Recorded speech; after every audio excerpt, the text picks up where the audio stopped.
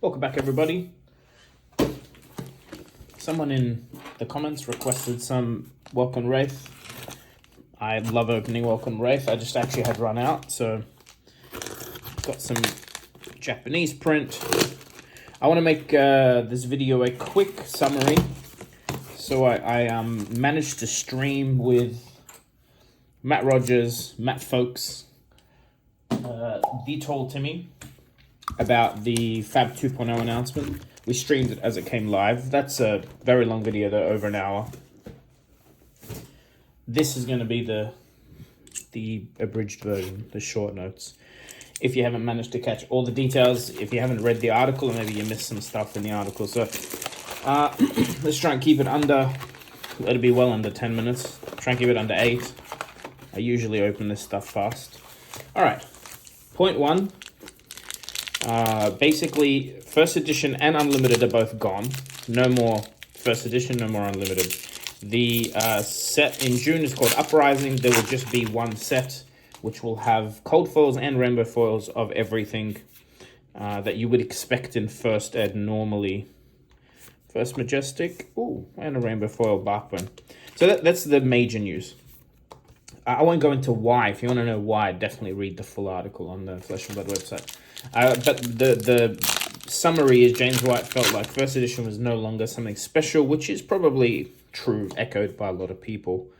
All right, so what are we doing? Rares in the middle. Basically, cold foil is supposed to be, first ed is supposed to be special, unlimited is supposed to be for players and a cheaper product, but at the end, players weren't getting their hands on the product quick enough, unlimited that is. But also, James White wants there to always be a special feeling, players and collectors together when they open packs. He doesn't want there to be like unlimited where you get a price back and you don't feel like you'll get anything special in it. The new set, Uprising, and the new prints going forward, there'll be cold foil legendaries and rainbow foil legendaries. There'll be rainbow foil fabled and cold foil fabled. The rainbow foil ones have been increased, so you'll see more often a rainbow foil fabled compared to what we were seeing before. But you'll see less cold foil. I think it's like 30%-ish. Less than 30% more. So basically, expect to see more play pieces in the one new set and expect to see less cold foil high-end collector pieces. Also, importantly, the cold foil is not draftable. It'll be in the token slot. So if you hit a cold foil fabled while you're playing draft, you actually get to keep it, and you still get to draft that pack, which is them avoiding value drafting. They also announced the History Pack 1. The summary of that is it's a bunch of reprints from Welcome Wraith, Arcane, and Crew. We're going to get it in white border in English. Other countries that haven't had Fab released in their language yet, so French, Spanish, German. I think there was one more language.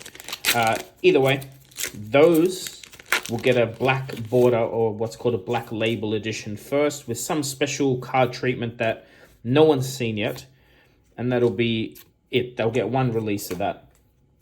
We're only going to see the History Pack in May 6th, but then the next History Pack will come in 2024. So they said only every 2 years will it release in established regions. So basically the Western regions like the US and Australia, New Zealand. Other countries will see History Pack 2 much quicker. I imagine History Pack 2 is Toa, Monarch, Everfest. All right. I'm just trying to... Ooh, nice. Foil Pummel. So, PvE is confirmed to be the flagship product that's coming for casual. So it's not Ultimate Pit Fight, that's not the flagship product, and it's not Commoner, although both formats are acknowledged and the rules have been changed a little bit for UPF on the official website. They've confirmed that PvE is their goal for the flagship Blood Rush Bellows, which is very cool. That's big hopes for that. PvE was confirmed to be more like D&D than we would have originally assumed. So it's some sort of, you can level up, there's campaigns, or basically you can come back 2 months later and sort of pick up the game you were playing. That sounds amazing. I haven't ever played D&D or anything like that, but it sounds cool. Sounds like a much, and they've basically confirmed it to be along the lines of like the commander of Flesh and Blood, try and get people involved in playing casually, non-competitively. That in and of itself may end up being a bigger version of the game than the current one you're seeing with the organized play part, which obviously isn't going anywhere. All right, we're halfway through the box. Rule changes for UPF I've mentioned. ELO, so there was this whole thing about the PTIs, the Pro Tour invites, going off 90-day XP, etc. You will now be able to get ELO from more events. So I think they've added in ProQuest, Return to Nationals, and Road to Nationals. And Battle Hardened all will award a lesser version of ELO, like less points, but you will get ELO for them.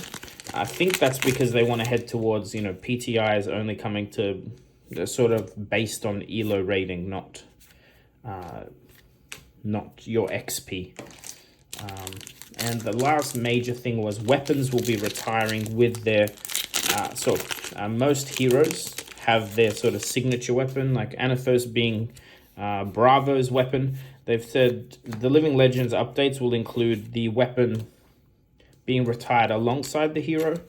But they also mentioned, and most people miss this, they also said that because there's a lot more events, so they're releasing the product in new countries, there's a lot more events happening, they will put the brakes on Living Legend points, meaning they'll start awarding less Living Legend points for certain events, like Skirmish, for instance. Maybe one to see that they'll lower as the game grows. Their intention isn't for Living Legends to happen quicker than they want.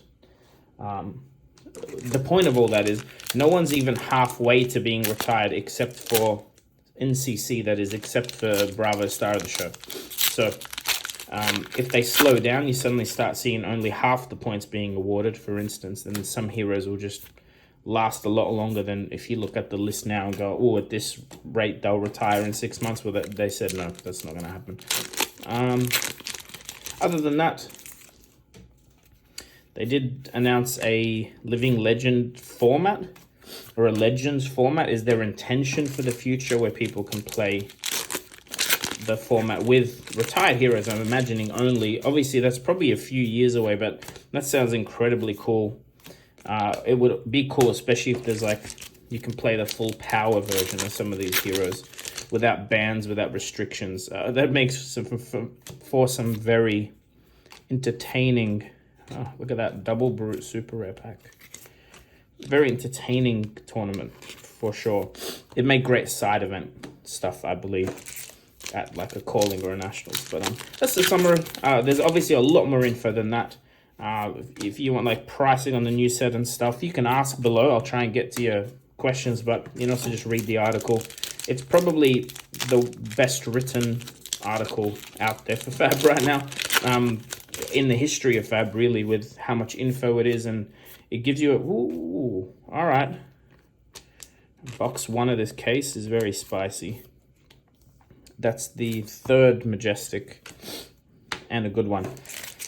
Last two packs. I'm on the Rudy playmat today because Rudy posted a video. It's an hour long. Go watch it. I posted a clip from it because he really went to town with showing his true emotions and feelings about some stuff with the game. I'm feeling very bullish, very, very excited for the future of the game.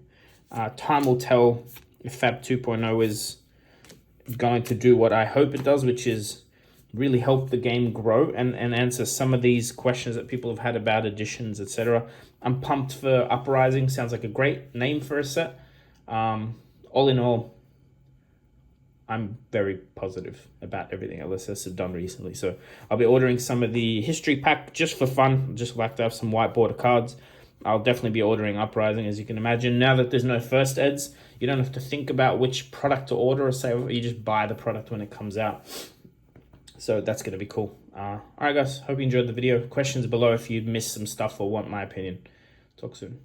Thank you for watching Fluke and Box.